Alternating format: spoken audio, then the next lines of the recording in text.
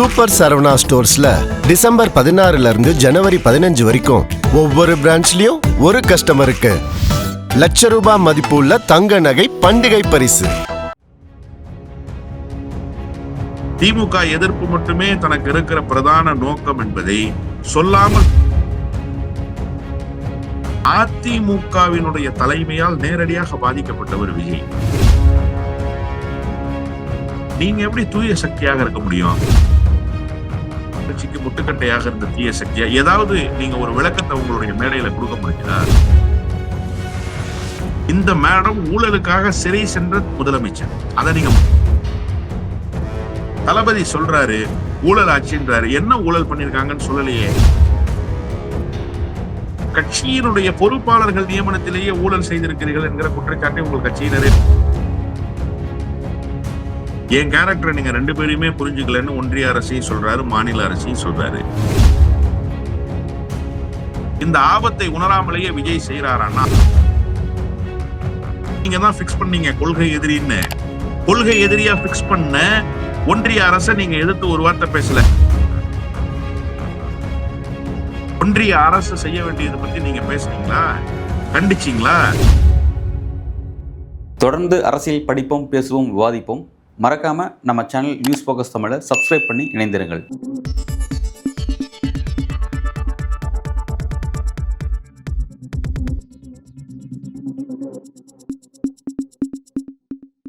வணக்கம்.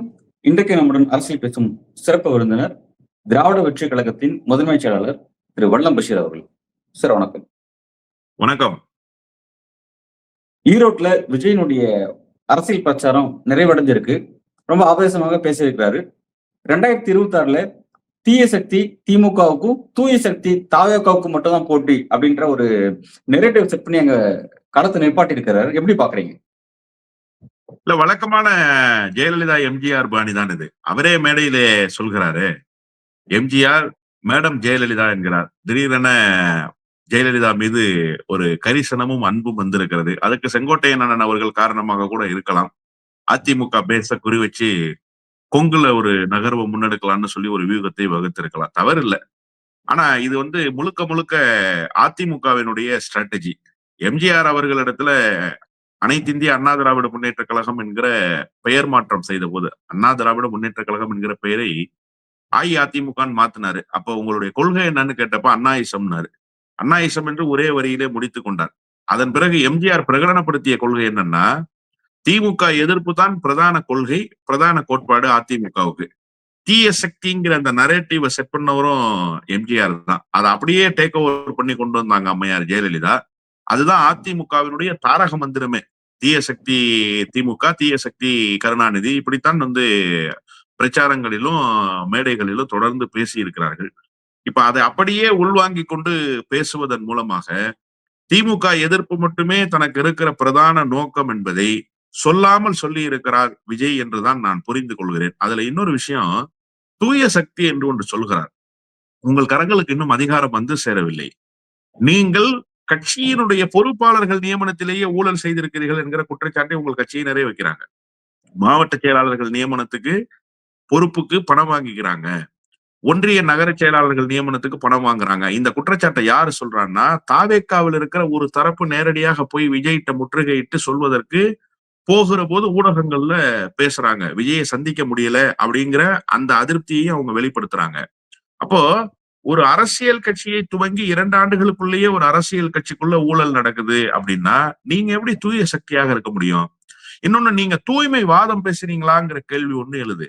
இங்க தூய்மைவாதம் எந்த அடிப்படையில் வந்தாலும் தமிழ்நாட்டில் அது தகர்த்தெறியப்படும். இது தமிழ்நாட்டினுடைய மரபு, தமிழ்நாட்டினுடைய பண்பு. மத தூய்மைவாதம் பேசிய பாஜக இங்க நிலை பெற முடியல. சாதி தூய்மைவாதம் பேசிய பாட்டாளி மக்கள் கட்சி இங்க நிலை பெற முடியல. இன தூய்மைவாதம் பேசுகிற நாம் தமிழர் கட்சி இங்க நிலை பெற முடியல. இது தமிழ்நாட்டினுடைய தன்மை, தமிழ்நாட்டினுடைய பக்குவம், தமிழ்நாட்டினுடைய போக்கு. அப்ப நீங்க ஒரு தூய்மைவாதம் பேசுறீங்கன்னா என்ன தூய்மைவாதம் நீங்க பேசுறீங்கன்றது இருக்கு. அடுத்து தீய சக்தி அப்படின்னு ஒரே வார்த்தையில ஒரு நரேட்டிவ் செட் பண்றது இருக்குல்ல, இது யார் வேணுமோ செட் பண்ணலாம். எதுல தீய சக்தி? மாநில நலனை விட்டு கொடுத்ததில் தீய சக்தியா? ஒன்றிய அரசிடம் மண்டியிட்ட தீய சக்தியா? அல்லது மாநிலத்தினுடைய வளங்களை கொள்ளையடித்த தீய சக்தியா? இந்த மாநிலத்தினுடைய வளர்ச்சிக்கு முட்டுக்கட்டையாக இருந்த தீய சக்தியா? ஏதாவது நீங்க ஒரு விளக்கத்தை உங்களுடைய மேடையில கொடுக்க முடிஞ்சுதா? ஒரு அவரு எப்படி சினிமா குறிப்பிடுறாருன்னா, தொடர்ச்சியா கொள்ளையடிக்கிறாங்க. கொள்ளையடிச்சு காசு இருக்கிறதா ஒரு குறிக்கோளா இருக்காங்க. குடும்ப ஆட்சி நடத்துறாங்க. வாரிசு அரசியல் செய்றாங்க. ஊழல் தான் அவங்களோட பெரிய பிரச்சனையா இருக்கு. பெரியார் பேர்ல கொள்ளையடிக்கிறாங்க, ஊழல் செய்றாங்க அப்படிங்கிறத சொல்றாரு. அப்ப அததான் குறிப்பிட்டு சொல்றாருன்றத புரிஞ்சுக்கலாம் இல்லையா? இல்ல அத நீங்க பட்டவர்த்தனமா நாட்டு மக்களுக்கு சொல்லணும்ல. இப்ப எனக்கு புரியல சார். நீங்க ஊழல்னு எத சொல்றீங்கன்னு எனக்கு புரியல. எந்த துறையில், எந்த இடத்தில் ஊழல் நடந்துச்சு? நீங்க அத ஆதாரங்களோட வாங்க. குறைந்தபட்சம் உங்களால நிரூபிக்க முடியலன்னா கூட, குறைந்தபட்ச ஆவணங்கள்னு ஒண்ணு இருக்குல்ல. நீங்க அந்த குறைந்தபட்ச ஆவணங்களோட அது வரணும்ல. வெறுமனே நீங்க வந்து ஸ்கிரிப்ட எழுதி குடுத்தோனே, அத கொண்டு வந்து அந்த ஸ்டாண்டுல வச்சு வாசிச்சுட்டு போற நீங்க, அந்த ஸ்கிரிப்ட் எழுதி குடுக்குறவங்கள்ட்டயாவது கேட்கணும்ல. ஏங்க ஊழல்னு பேச சொல்றீங்களே, என்ன ஊழல்ங்க நடந்திருக்கு? எந்த ஊழல் பத்தி நான் நாட்டு மக்களுக்கு சொல்லணும்? இப்ப நாட்டு மக்களுக்கு பந்தி வைக்க வேண்டிய பொறுப்பு தலைவர் என்கிற முறையில் விஜய்க்கு இருக்கா இல்லையா சார்? வந்திருக்கிற அத்தனை தம்பிகளையும், அவர் பாஷையில சொல்லணும்னா நண்பா, நண்பிகளை எஜுகேட் பண்ண வேண்டிய வேலை யாருக்கு இருக்கு? விஜய்க்கு தானே இருக்கு. இப்ப யாராவது ஒருத்தர் அறிவார்ந்த கேள்விய கேட்க மாட்டாங்களா? தளபதி சொல்றாரு, ஊழல் ஆட்சின்றாரு. என்ன ஊழல் பண்ணியிருக்காங்கன்னு சொல்லலையே அப்படின்னு சிந்திக்க மாட்டாங்களா? இல்ல அவங்க போய் 4 பேத்துக்கிட்ட பேசணும்ல. தீய சக்தி திமுகவை வீட்டுக்கு அனுப்பி, டிவிகே எங்களுக்கு வந்து டிவிகே எங்களுக்கு வந்து ஓட்டு போடுங்க அப்படின்னு கேட்கணும் இல்லையா? அப்ப டிவிகேக்கு ஓட்டு கேட்கறதுக்கு ஒரு டூல் யாரு? அங்க வந்துட்டு போயிருக்கிறவங்க தான். அந்த டூல நீங்க வந்து ஸ்ட்ரென்தன் பண்ணி அமைச்சிருக்கீங்களா? அவங்களுக்கு ஏதாவது விளக்கம் கொடுத்திருக்கீங்களா? அவங்க ஊழலுக்கு எதிரா நீங்க பேசுறீங்கன்னா, இன்னைக்கு திடீர்னு ஒரு மேடம் போட்டிருக்கீங்கல்ல, ஜெயலலிதா. இந்த மேடம் ஊழலுக்காக சிறை சென்ற முதலமைச்சர். அத நீங்க மறந்துடக்கூடாது. ஊழல் குற்றச்சாட்டு நிரூபிக்கப்பட்டு ஜட்ஜ்மெண்ட் டிக்ளேர் பண்ணப்பட்ட ஒரு முதலமைச்சர் தன்னுடைய தேசிய கொடியை காரிலிருந்து அகற்றிவிட்டு சிறை கொட்டடியில பூட்டப்பட்டார். அப்ப நீங்க ஊழல் பத்தி பேசுறதுக்கு என்ன யோகிதை இருக்குன்ற கேள்வி எதிர்த்தரப்புல கேட்பாங்கல்ல. அதுக்கு பதில் வச்சிருக்கீங்களா நீங்க? அந்த நிர்வாகிகள், அந்த தொண்டர்களுக்கு நீங்க என்ன மெசேஜ கடத்துனீங்கன்னு நீங்க ஒரு கேள்வி கேட்டீங்க. அவர் அங்க ஒரு முக்கியமான மெசேஜ கடத்துறத நான் பார்க்கிறேன். அது என்ன அப்படின்னா, நம்மளோட கொள்கை எதிரி யாரு? அரசியல் எதிரி யாரு? அப்படின்ற அந்த கேள்விய அவங்ககிட்ட கேட்டு அந்த பதில வாங்குறாரு. சோ ஒரு முக்கியமான ஒரு மெசேஜ் அவங்ககிட்ட ஒரு அழுத்தமா பதிவு செஞ்சிருக்காரு அப்படிங்கிறத அங்க பார்க்கலாம் இல்லையா அத? இல்ல ரொம்ப அழுத்தமா பதிவு செஞ்சிருக்காரு சார். அரசியல் எதிரி பத்தி வரிக்கு வரி விடாமல் பேசுகிற விஜய், கொள்கை எதிரி பத்தி என்ன பேசினாரு? என் கேரக்டரை புரிஞ்சுக்க மாட்டேங்கிறீங்கன்னு முதலமைச்சர் சொன்ன திரைப்பட வசனத்தை பற்றி சொல்லும் பொழுது மட்டும்தான், என் கேரக்டரை நீங்க 2 பேரையுமே புரிஞ்சுக்கலன்னு ஒன்றிய அரசையும் சொல்றாரு, மாநில அரசையும் சொல்றாரு. மாநில அரசு தீய சக்திங்கிறாரு. மாநில அரசை நடத்துகிற திமுக தீய சக்தின்னா, இப்ப பாஜக தீய சக்தின்னு ஒரு இடத்துல கூட அழுத்தமாக நீங்க பதிவு பண்ணலையே. இன்னொன்னு, நீங்க வந்து விவசாயிகள் நலன், ஈரோடு பாதிக்கப்பட்டிருக்கு, ஈரோடு பின்னடைவை சந்திச்சிருக்கு, ஈரோட்டினுடைய வளர்ச்சிக்கு எந்த விதத்திலும் திமுக பங்காற்றலன்னுலாம் குற்றச்சாட்டை உங்களுடைய பேச்சின் வாயிலாக அப்படியே தொட்டு தொட்டு தொட்டு தொட்டு போறீங்க இல்லையா? இதே ஈரோட்ல ஈரப்பதமான நெல்லை, ஈரப்பதத்தினுடைய அளவை 22% உயர்த்தணும்ன்ற கோரிக்கையை தமிழ்நாடு அரசு வச்சுச்சு. மழையில சேமிப்பு கிடங்குகள்ல சேமித்து வைக்கப்பட்ட நெல் ஈரப்பதம் ஆயிடுச்சு. ஈரப்பதம் ரொம்ப அதிகமாயிடுச்சு. 17% 22% மாத்தணும்ன்ற கோரிக்கை. ஒன்றிய அரசினுடைய குழு இங்க வந்தது. ஒன்றிய அரசினுடைய குழுவும் ஆமா ஈரப்பதத்தினுடைய அளவை உயர்த்துவதற்கு எல்லா முகாந்திரங்களும் இருக்குதுன்னு சொல்லிட்டு போயிட்டாங்க. ஆனாலும் ஒன்றிய அரசு ஈரப்பதத்தினுடைய அளவை உயர்த்தல சார். இதனால பல விவசாயிகள் பாதிக்கப்பட்டாங்க. அது குறித்து ஒரு வார்த்தை பேசுனீங்களா நீங்க? ஒன்றிய அரசு செய்ய வேண்டியதை பத்தி நீங்க பேசுனீங்களா? கண்டிச்சீங்களா? விவசாயிகளுக்காக குரல் கொடுத்தீங்களா? இல்ல. இந்த மேடையில அந்த அந்த நிகழ்வு அரங்கேறல. இன்னொன்னு அதுக்கு ஒரு பதில் சொல்றாரு. அதுக்கு ஒரு பதில் சொல்றாரு. 2026ல களத்துல யார் இருக்காங்களோ அவங்கள தான் எதிர்க்க முடியும். எல்லாரையும் எதிர்க்க முடியாது அப்படிங்கிற ஒரு விஷயத்த சொல்லிட்டு போறாரு. இல்ல அது சார். எப்படி அது வந்து புரிஞ்சுக்கலாம்? சீமானுக்கு சொல்லப்பட்ட பதில் அது. அது வந்து பாஜகவுக்கு சொல்லப்பட்ட பதில். ஏன்னா பாஜக ஒன்றிய அரசினுடைய அதிகாரத்தை கையில வச்சிருக்காங்க. களத்துல யார் நிக்கிறாங்களோ அவங்களுக்கு தானே அவரு போற போக்குல சீமான் உரண்டை இழுத்துக்கிட்டே இருக்கிறாரு. அதனால அவருக்கு ஒரு பதில சொல்லணும்ன்ற ஒரு ஸ்கிரிப்ட ரெடி பண்ணி குடுத்திருக்காங்க. அத ஒரு வரியில அவர் வந்து சீமானுக்கு சொல்லிட்டு ஒன்றிய அரசுக்கு அது பொருந்தாது சார். ஒன்றிய அரசு தமிழ்நாட்டில் கால் பதிக்க முடியலையே தவிர, நீங்க தமிழ்நாடு பாஜகவை ஏன் எதுக்கலன்றது அல்ல கேள்வி. நம்ம பேசுறது ரொம்ப தெளிவான செய்தி. ஒரு விஷயம் தான் நீங்க புரிஞ்சுக்கணும். தமிழ்நாட்டுல ஏன் நீங்க பாஜகவை எதிர்க்கல அப்படின்னு கேட்டா, நீங்க இந்த பதில் பொருந்தும். நான் வந்து களத்துல நிக்கிறவங்கள தான் எதிர்ப்பேன்னு சொல்லி. ஒன்றிய அரசை ஏன் எதிர்க்கல? நீங்க தான் பிக்ஸ் பண்ணீங்க கொள்கை எதிரின்னு. கொள்கை எதிரியா பிக்ஸ் பண்ண ஒன்றிய அரசை நீங்க எதிர்த்து ஒரு வார்த்தை பேசல. இன்னொன்று, அங்க இருக்கக்கூடிய விவசாயிகளுக்காக நீங்க கண்ணீர் வடிக்கிறீங்கல்ல, உண்மையிலேயே உங்களுடைய கண்ணீர் பாராட்டுக்குரியது. சன்ன ரக நெல்லுக்கு இழப்பீடு குவிண்டாலுக்கு ரூ. 156 தரணும்னு தமிழ்நாடு அரசு கேக்குது. ஆனா எவ்வளவு குடுக்குறாங்கன்னா வெறும் ரூ. 70 தான் குடுக்குறாங்க. சாதா ரக நெல்லுக்கு ரூ. 131 கொடுக்கணும்னு கேக்குறாங்க தமிழ்நாடு அரசு. எவ்வளவு கொடுத்திருக்கு ஒன்றிய அரசு? ரூ. 50 தான் கொடுத்திருக்கு. இதனால பாதிப்பு எவ்வளவு? இந்த பாதிப்புகள் பத்தி நீங்க பேசுனீங்களா? இந்த பாதிப்புகளுக்காக ஒன்றிய அரசிட்ட நீங்க நியாயம் கேட்கிறீங்களா? நீங்க அரசியல் எதிரியும் கொள்கை எதிரியும் ஒரே நேர்கோட்டுல நிறுத்தணும்ல சார். ஊழல் என்பது இங்க மட்டும் தான் நடந்திருக்கா? நெடுஞ்சாலைத்துறையில ஊழல் நடந்துச்சுன்னு நாடாளுமன்றத்திலே கொண்டு வந்து பேப்பர்ஸ் சப்மிட் பண்ணாங்களே நிதின் கட்கரிக்கு எதிராக, அதை மறந்துட்டீங்களா நீங்க? உங்களுக்கு அந்த செய்தி தெரியுமா? மறந்துட்டீங்களான்னு கேட்கக்கூடாது. உங்களுக்கு அந்த செய்தி தெரியுமா? அப்ப ஊழல் பத்தி பேசினா நீங்க ஒன்றிய அரசு ஒட்டுமொத்தமாக குவித்து வைத்திருக்கிற அதிகாரத்தை வச்சு எலக்ட்ரோல் பாண்டில் அடிச்ச ஊழல் பத்தி பேசினாலே ஒரு நாள் முழுக்க பேசலாமே. நீங்க பேசிட்டீங்களா? ஒரு வார்த்தை இன்னைக்கு இதுவரைக்கும் பேசியிருக்கீங்களா? இதுக்கு முன்னாடி பேசிருக்கீங்களா? அப்போ உங்களுடைய நோக்கம் என்னன்னா திமுக எதிர்ப்பு மட்டும்தான் பிரதான் சார். அவர் முற்றிலுமாக அம்பலப்பட்டு போயிருக்கார் சார். விஜயினுடைய நிலைப்பாடு என்பது அம்பலப்பட்டு போயிருக்கு. அவர் ஒட்டுமொத்தமாக தன்னுடைய நிலைப்பாட்டை திமுக எதிர்ப்பு என்று மட்டுமே வைத்துக் கொண்டிருக்கிறார். அவர் பாஜக எதிர்ப்பையோ அதிமுக எதிர்ப்பையோ எந்த இடத்துலயும் பதிவு பண்ணல. நான் என்ன கேட்கிறேன், நீங்க மாற்று தானே, சரி கொள்கை எதிரியை கூட விட்டுருங்க, அமலாக்கத்துறை வந்துடும், அதனால பயம் இருக்கு உங்களுக்கு, அந்த பயத்தின் அடிப்படையில நீங்க பேசலன்னு வச்சுக்கோம். நீங்க களத்துல இருக்கிறவங்கள எதிர்க்கிறீங்க, கரெக்ட் தானே? களத்துல இருக்கிறது 2 கட்சி சார், ஒண்ணு திமுக, இன்னொன்னு அதிமுக. அப்ப அதிமுகவை நீங்க எதிர்க்கலையா? அதிமுகவுக்கு நீங்க குறி வைக்கலையா? அதிமுக பத்தின உங்க நிலைப்பாடு என்ன? அத நீங்க சொல்லுங்க. இன்னைக்கு அதிமுக தானே எதிர்கட்சி. இப்ப திமுக எதிர்ப்புன்னு சொன்னா பிரதானமா அந்த வாக்கு அறுவடை செய்துல்ல அதிமுக. அப்ப நீங்க அதிமுகவை எதிர்க்கல. அப்ப அதிமுகவுக்கு பிரச்சாரம் பண்றீங்களான்னு ஒரு கேள்வி இருக்குல்ல. அப்ப அதிமுகவுக்கு வாக்கு சேகரிக்கீங்களாங்கிற ஒரு கேள்வி இருக்குல்ல. அதுக்கு விஜய் தான் பதில் சொல்லணும். மொத்தத்தில் விஜய் திமுக எதிர்ப்பில் தன்னை ஐக்கியப்படுத்திக் கொண்டிருக்கிறார். அவரே இன்னைக்கு வரிசைப்படுத்துறாரு. எம்ஜிஆர், ஜெயலலிதா, ஜெயலலிதாவுக்கு பிறகு ஆள் இல்லைங்க நான் தாங்கிறாரு. அப்ப அதிமுகவுக்கு ரைட்ஸ் கிளைம் பண்றாரு அவரு. அதிமுகவினுடைய ஓட் பேங்குக்கு ரைட்ஸ் கிளைம் பண்றாரு. அப்படிதான் நான் புரிஞ்சுக்கிறேன். தீய சக்தி திமுகன்னு சொல்றாரு. இப்ப தீய சக்தி திமுகன்ற டோனை எம்ஜிஆர் தான் இன்ட்ரோடியூஸ் பண்ணாரு. அப்புறம் ஜெயலலிதா அதை கரெக்டா கொண்டு போனாங்க அப்படிங்கிறத பார்த்தோம். இப்ப அவங்க எல்லாம் ஒரு எக்ஸ்பீரியன்ஸ்ல அந்த இடத்துக்கு வந்தாங்க. எம்ஜிஆரும் ஜெயலலிதாவும் அந்த இடத்துக்கு வந்தாங்க. இப்ப இவரை பத்தி பேசும்பொழுது, விஜய் பத்தி பேசும்பொழுது, கடந்த 2021 சட்டமன்ற தேர்தலில் திமுக ஆட்சி வரணும்னு சொல்லிட்டு இவரே ஒர்க் பண்ணாரு. அதாவது எலெக்ஷன் கேம்பெயின் தேர்தல் வாக்கு அன்னைக்கு அந்த கருப்பு சகப்பு சைக்கிள் வந்தாரு. அதெல்லாம் ஒரு மெசேஜா சொல்லப்பட்டுச்சு. அப்ப இந்த 5 வருஷத்துல கிட்டத்தட்ட அந்த 4.5 வருஷத்துல டக்குனு இவர் ஏன் திமுக எதிர்ப்பு, திமுக தீய சக்தின்ற இடத்துல எப்படி டக்குன்னு மாறினார்? அதை எப்படி புரிஞ்சுக்கிறது? அதாவது இது பட்டவர்த்தனமாக பேச வேண்டும் என்று சொன்னால் விஜய்க்கு சொந்த புத்தியும் கிடையாது, சொல் புத்தியும் கிடையாது. விஜய் ஒரு பப்பட் போல இயங்குகிற ஒரு மனிதர். விஜயை கையில வச்சுக்கிட்டு யார் ஆட்டி வைக்கிறார்களோ அவர்களினுடைய ஆட்டத்துக்கு இவர் ஆடுவார். ஒரு காலத்துல எஸ்ஏசி திரைத்துறையில எஸ்ஏசியினுடைய உதவி தேவையில்லை, எஸ்ஏசிக்கு இவருக்கும் முரண்பாடு வந்துச்சுன்றப்ப அதன் பிறகு எத்தனையோ பேர், இப்ப கூட சமீபத்தில் அவரோட மேனேஜர் நிறைய செய்திகள் எல்லாம் பேசிட்டு இருக்காரு. திமுகவுக்கு வந்துட்டாரு, நிறைய சேனல்கள்ல நம்மள மாதிரி உட்கார்ந்து அவர் பேசுறாரு. அதெல்லாம் வச்சு என்ன புரிஞ்சுக்க வேண்டியிருக்கு அப்படின்னா, விஜய்க்கு எந்த விதமான அடிப்படை அறிவுமே இல்லை. அந்தந்த அன்னைக்கு என்ன செயல்படணும் அப்படிங்கிறத யாராவது ஒருத்தர் இன்ஸ்ட்ரக்ட் பண்றாங்க, அந்த இன்ஸ்ட்ரக்ஷனுக்கு அவர் இயங்கிட்டு போயிட்டே இருக்காரு. திமுகவுக்கு வாக்கு சேகரிக்க வந்தது மாதிரியான ஒரு துணி இருந்தது அப்படிங்கிறதெல்லாம் நான் நம்பல சார். அவர் திமுகவுக்கு வாக்கு சேகரிக்க வந்தாரு, அவர் திமுக ஆதரவாக இருந்தார். அவருக்கு திமுக மேல ஒரு கன்சர்ன் இருந்தது கடந்த காலத்துல, அது உண்மை. ஆனா அவர் வந்த சைக்கிள் ஒரு பிரச்சாரமா, ஒரு வியூகமா, அது எதிர்ப்பா அப்படின்னு கேட்டா அதெல்லாம் இல்ல. அரசியல் அவ்வளவு மலிவாலாம் போக தேவையில்லை.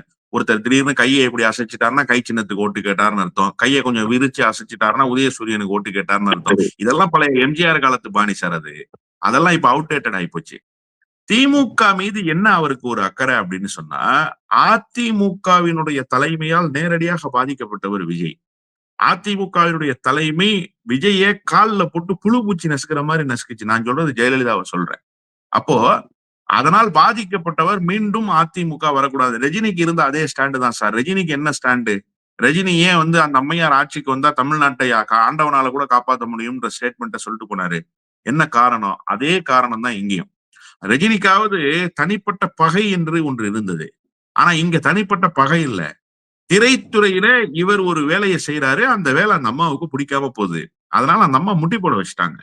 தன்னை முட்டி போட வைத்தார் அந்த கட்சி ஆட்சிக்கு வரக்கூடாதுங்கிற ஒரு நோக்கம் அவருக்கு இருந்தது. அதுக்காக அவர் வியூகம் வகுத்தாரா, செயல்பட்டாரா, தேர்தல்ல யாரையாவது பார்த்தாரா, ஏதாவது ஆதரவு தெரிவிச்சாரா? நான் நேரடியா அவர் களத்துக்கு வரவே இல்ல. ரஜினியாவது நேரடியா சொல்லிட்டு போனாரு. அந்த அம்மா ஆட்சிக்கு வந்தா ஆண்டவனால கூட தமிழ்நாட்டை காப்பாற்ற முடியாதுனால விஜய் அப்படி எந்த ஸ்டேட்மெண்ட்டையும் சொல்ல. இப்ப திடீரென விஜய்க்கு ஒரு அரசியல் பிரவேசம் வந்திருக்கா அப்படின்னு கேட்டா, விஜய் அரசியலுக்கு வருவதற்கான எல்லா வேலையும் டைம் டு லீடுன்னு அப்பவே பார்த்துட்டாரு. அப்பத்துல இருந்தே அவருக்கு ஒரு எண்ணம் இருக்கு. அந்த டைம் டு லீடுனா இங்க வா உனக்கு டைம் டு லீடா நான் சொல்றேன் உனக்கு டைம்னு சொல்லிதான் அந்த அம்மா கூப்பிட்டு கொடநாடு பங்களாக்கு வெளியில குளூர்ல படுக்க வச்சிருந்துச்சு. கட்டாந்தரையில உட்கார்ந்து கிடந்தாரு. அந்த காட்சியெல்லாம் தமிழ்நாடு பார்த்திருக்கு. பலருக்கும் அந்த செய்திகள் எல்லாம் தெரியும். இன்னைக்கு இருக்கிற அண்ணன் செங்கோட்டையனுக்கே அந்த செய்தி தெரியும் அன்னைக்கு என்ன நடந்ததுன்றதெல்லாம். அதெல்லாம் அண்ணன் செங்கோட்டையன் மனசுக்குள்ள நினைச்சுக்கிட்டு தான் போய் விஜயை பார்த்திருப்பாருன்னு தான் நான் உறுதியா நம்புறேன். ஏன்னா அவ்வளவு சீக்கிரம் மறந்து போகிற செய்திகள் அல்ல. அதே நேரத்துல இப்போ ஒரு அரசியல் கட்சி துவங்குகிறார் என்றவுடன் அதுக்கு என்ன நிலைப்பாடு? இவ்வளவு பெரிய கூட்டம் ரசிகர்கள் இன்றைக்கு தொண்டர்களாக மாறுகிறார்கள். அந்த ரசிகர்களினுடைய கூட்டம் உண்மையிலேயே சார் ஒரு திரைத்துறையினுடைய உச்ச நட்சத்திரம் அரசியலுக்கு வந்தா இதை விட பிரம்மாண்ட எழுச்சி இருக்கும்னு சொல்லி பிரஜாராஜ்யம்னு கட்சி தொடங்கினார் சார் சிரஞ்சீவி. இன்னைக்கு அவர் தம்பி துணை முதலமைச்சர் பவன் கல்யாண். நாம ஏற்கனவே நியூஸ் போக்கஸ்ல பேசியிருக்கோம். பவன் கல்யாணாவது துணை முதலமைச்சர் ஆக முடிஞ்சது. ஆனா பிரஜாராஜ்யம்னு ஒரு கட்சியை வச்சுக்கிட்டு சிரஞ்சீவியால என்ன ஆக முடிஞ்சதுன்னு நீங்க நினைக்கிறீங்க? இன்னைக்கு அந்த கட்சியினுடைய நிலைமை என்ன? சிரஞ்சீவியினுடைய நிலைமை என்ன? அதனால இதெல்லாம் ஒரு மாய தோற்றத்தை உருவாக்கி இருக்கு. அவர் திமுகவுக்கு ஆதரவு கேட்டாரு. இப்ப திடீர்னு இந்த நிலைப்பாட்டை மாறி இருக்காரு. அப்படியெல்லாம் நான் புரிஞ்சுக்கல.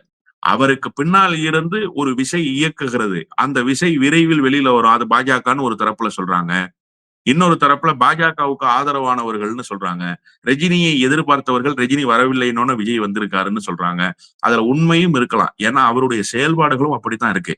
அவருடைய செயல்பாடுகள் நேரடியாக திமுகவை வீழ்த்தணும்னு இருக்கே தவிர தன்னை ஒரு ஆல்டர்னேட்டிவ் போர்ஸா முன்னிறுத்திக்கிறதுல இல்லையே சார். நீங்க திமுகவை வீழ்த்துறது ஒரு பக்கம் இருக்கட்டும் சார். அந்த இடத்துக்கு நீங்க நிக்கணும்ல. அதுக்குண்டான அரசியலை நீங்க செய்யணும்ல. அந்த அரசியலை நீங்க செஞ்சிட்டீங்களான்ற கேள்வி. சரி திமுக வீழ்த்தியாச்சு, யார் வர்றாங்க அதை சொல்லுங்க. நீங்க வர்றீங்களா? வர்றதுக்கு உண்டான தகுதியோட நீங்க இருக்கீங்களா? அதுக்கு ஆயத்தம் ஆயிட்டீங்களா? உங்களால இஷ்யூ அட்ரஸ் பண்ண முடியலையே இன்னைக்கு ஈரோட்ல போய் இஷ்யூ அட்ரஸ் பண்ணி பேச முடியலையே. இதே ஈரோட்ல கோபிச்செட்டிப்பாளையமா இருக்கட்டும், பவானியா இருக்கட்டும், எத்தனை முறை அதிமுக சட்டமன்ற உறுப்பினர்கள் வந்திருக்காங்க.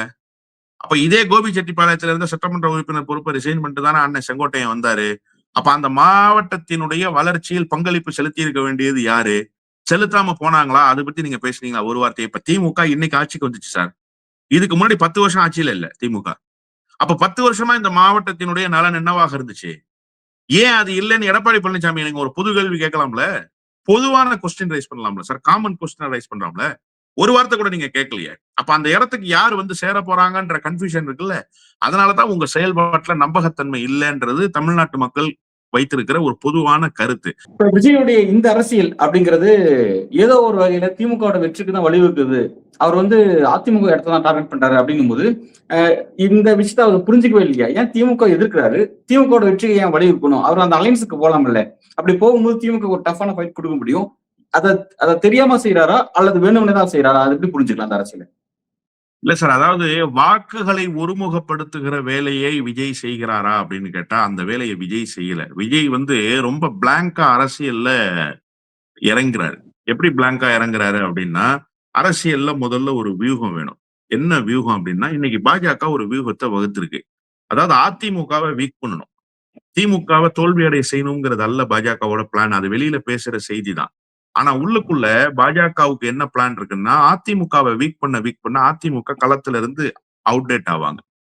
அப்போ வெளியேறியதற்கு பிறகு அந்த களத்துல யார் நிக்கிறதுங்கிறத தகவமைத்துக் கொள்ற இடத்துக்கு பாஜக சேர்ந்திருக்கு. அப்ப வியூகம் யாருக்கு இருக்கு? பாஜகவுக்கு இருக்கு. இப்ப விஜய்க்கு அந்த வியூகம் இருக்கா? விஜய்க்கு அந்த வியூகம் இருந்தா விஜய் என்ன பண்ணிருக்கணும்? விஜய் தன்னை தகவமைச்சுக் கொள்ளணும்ல. இப்ப பாஜக களத்துல நிக்கிறதுக்கு எல்லா வகையிலும் தயாராகுது இல்ல சார். இப்ப விஜய் எங்க சார் தயாராயிருக்காரு? இன்னைக்கு போயிட்டார்ல, ஈரோடு கூட்டம் முடிஞ்சிருச்சுல்ல, இன்னைக்கு கிளம்பிட்டார்ல. இப்ப இனிமே அடுத்த கூட்டத்துக்கு தான் அவர் வருவாரு. இடையில விஜயோட குரல் கருப்பா சகப்பா, இல்ல விஜயினுடைய குரல் தடிமனா இருக்கா, மெல்லியதா இருக்கா, என்னவா இருக்கு? எதுவுமே இல்ல. பொது பிரச்சனைகள்ல பேசுவாரா விஜய்? பேச மாட்டாரு. பொதுவான அறிக்கைகள் விஜயிடமிருந்து வருமா? வராது. விஜயினுடைய கட்சி ஆர்ப்பாட்ட களத்துல எங்கேயாவது நிக்குமா? நிக்காது. நீங்க மாநிலம் முழுமைக்கும் கட்சி நடத்தணும்னு முடிவு பண்ணிட்டீங்கல்ல சார். நெல்லினுடைய ஈரப்பதத்தை இன்க்ரீஸ் பண்ண சொல்லி மாநில அரசு கேட்டிருக்கு. இது விவசாயிகளுடைய பிரச்சனையா, மாநில அரசினுடைய பிரச்சனையா? விவசாயிகளுடைய பிரச்சனை தானே. அந்த விவசாயிகளுக்கு ஆதரவா எங்காவது ஒரு இடத்துல ஆர்ப்பாட்டம் போராட்டம் நடத்துனீங்களா நீங்க? அந்த விவசாயிகளுடைய குரலை எங்கேயாவது போய் கேட்டீங்களா நீங்க? நீங்க தான் எஸ்ஐஆருக்கு எதிராக ஆர்ப்பாட்டம் நடத்திட்டு அங்க வந்து முதலமைச்சர் ஸ்டாலினை திட்டுறீங்களே, திமுகவை திட்டுறீங்களே, எஸ்ஐஆரை கொண்டு வந்தது திமுகவா? பிஎல்ஓட போய் ஹெல்ப் பண்றாங்க சார் அங்க இருக்கிற பிஎல்ஏஸ் ஏஜென்ட்ஸ், அவங்கள திட்டுறீங்க நீங்க. ஏன் நீங்க போய் அந்த வேலையை செய்ய வேண்டியதானே? அப்போ என்னன்னா, களத்துக்கு தன்னை தயார்படுத்திக் கொள்ளாமலே எதிரியை வீழ்த்துற வியூகம் இருக்குல்ல, இது வந்து ரொம்ப பிளாங்கா அடிக்கிற ஒரு அடி. இது வந்து ரொம்ப ஆபத்தானதுன்னு நான் சொல்றேன். இந்த ஆபத்தை உணராமலேயே விஜய் செய்யறாரான்னா, ஆமா, விஜய் ஆபத்தை உணராமல் செய்து கொண்டிருக்கிறார் என்பதுதான் உண்மை. நல்லது சார். விஜயோடைய அடுத்த கட்ட அரசியல் எதை நோக்கி நகருங்கிறது பொறுத்திருந்து பார்க்கலாம். நன்றி. நன்றி.